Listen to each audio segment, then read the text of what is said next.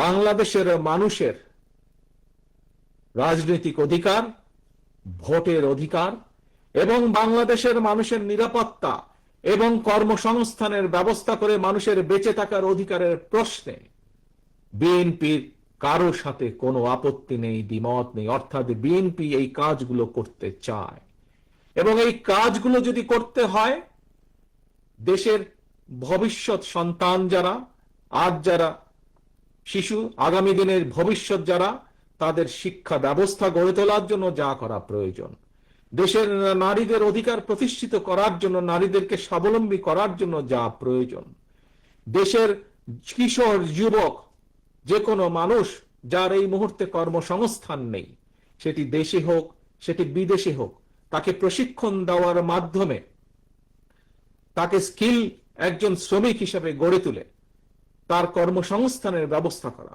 ছোট ছোট উদ্যোক্তা যারা, তাদেরকে সহযোগিতার মাধ্যমে তাদের সেই উদ্যোক্তাকে সফল করা, কৃষকের পাশে গিয়ে দাঁড়ানো, কৃষককে সঠিক সময় তার সার, বীজ, কীটনাশক সরবরাহের প্রস্তুতি গ্রহণ করা, মানুষের চিকিৎসা যেটি মানুষের জন্মগত অধিকার, সেই অধিকার সেই গ্রামের মানুষ থেকে শুরু করে শহরের মানুষ প্রত্যেকে যাতে সেই সুবিধা পায়, এই কাজগুলোকে যদি আমাদের সম্পাদন করতে হয়, তাহলে অবশ্যই জনগণের রায়,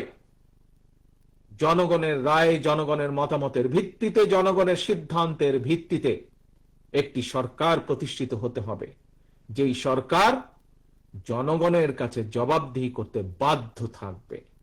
এখন অন্তর্বর্তীকালীন সরকার, প্রিয় ভাই বোনেরা, এখানে উপস্থিত প্রত্যেকটি মানুষের আপনাদের জানা আছে যে আগামী বছর ফেব্রুয়ারির প্রথমার্ধে তারা নির্বাচনের ব্যবস্থা করবে। প্রিয় সহকর্মীবৃন্দরা, একটু আগে আমি একটি কথা বলেছিলাম, এই কাউন্সিলে আজকে 2 পদে 6 জন প্রার্থী আছে। আপনারা হয়তো বিভিন্ন জনকে আপনারা মতামত দিবেন আপনাদের বিবেচনা অনুযায়ী, কিন্তু দেখুন প্রত্যেকটা মানুষ ঐক্যবদ্ধভাবে, সুন্দরভাবে, ডিসিপ্লিন ভাবে আজ বসে আছেন। প্রিয় ভাই বোন, ওই যে ফেব্রুয়ারি মাস, এই মাসে যে নির্বাচনটি হবে, এই নির্বাচনে যদি আমাদের যে 31 দফা, আমাদের যেই কথাগুলো যা সংক্ষেপে আপনাদের সামনে মাত্র তুলে ধরলাম, এইগুলোর পক্ষে যদি রায়, জনগণের রায় নিয়ে আসতে হয়, তাহলে আজকে আপনারা যারা এই কিশোরগঞ্জ জেলা বিএনপির কাউন্সিলে উপস্থিত আছেন কাউন্সিলর হিসাবে, আপনারা আজকে এই কিশোরগঞ্জ জেলা বিএনপির কাউন্সিলরে যারা দলের সদস্য হিসাবে উপস্থিত আছেন, দলের সমর্থক হিসেবে উপস্থিত আছেন, সেটি বিএনপি হোক, সেটি যুব দল হোক, স্বেচ্ছাসেবক দল হোক, ছাত্র দল হোক, মহিলা দল হোক, আইনজীবী দল হোক, তাঁতি দল হোক, অর্থাৎ এক কথায় ধানের শীষে যে কটি মানুষ উপস্থিত আছেন এবং সমগ্র বাংলাদেশে ধানের শীষের যে কয়জন নেতা কর্মী আজও বেঁচে আছে, আজও গণতন্ত্রকে প্রতিষ্ঠিত করতে চায়, আমাদের সামনে একটি লক্ষ্য থাকতে হবে। কি সেটি? সেটি হচ্ছে যে কোনো মূল্যে আমাদেরকে ঐক্যবদ্ধ থাকতে হবে, এর কোনো বিকল্প নেই। আমাদেরকে থাকতে হবে ঐক্যবদ্ধ। প্রিয় ভাই বোনেরা, বিশেষ করে এখানে যারা নেতৃবৃন্দ উপস্থিত আছেন, আপনাদের নিশ্চয়ই অনেকের মনে আছে, স্বৈরাচার পালিয়ে যাওয়ার কয়েকদিন পরে আমি জেলা, থানা সহ বিভিন্ন নেতৃবৃন্দের সাথে ভাগে ভাগে বসেছিলাম। আপনাদের অনেকেই সেদিন সেই মিটিং এ উপস্থিত ছিলেন। সেই মিটিং এ আমি একটি কথা বলেছিলাম যে স্বৈরাচার তো বিদায় হয়ে গিয়েছে, পালিয়ে গিয়েছে, কিন্তু অদৃশ্য শক্তি কিন্তু ধীরে ধীরে মাথা চাড়া দিয়ে উঠছে। মনে আছে আপনাদের? এই কথাটি আমি বিভিন্ন সময় বলেছি। আজকে থেকে প্রায় 1 বছর আগে আপনারা বহু মানুষ সেদিন সেখানে উপস্থিত ছিলেন। প্রিয় সহকর্মী বৃন্দ, ধানের শীষের প্রতিটি কর্মী, সমর্থক, ভোটার বৃন্দ, আজ আমার 1 বছর আগের কথা কিন্তু ধীরে ধীরে দৃশ্যমান হতে শুরু করেছে।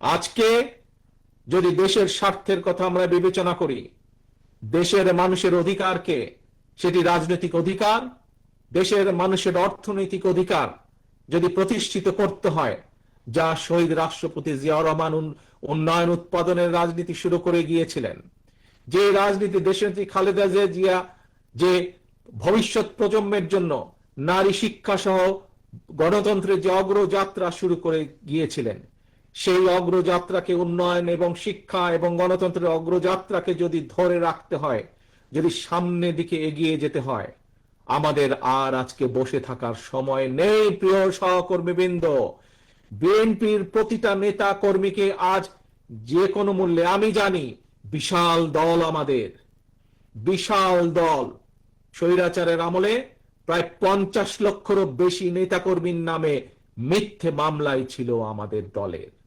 এত অনেক, পৃথিবীর অনেক দেশ আছে যেই দেশের টোটাল জনসংখ্যাও এর থেকে কম, এত সংখ্যক নেতাকর্মী আমাদের।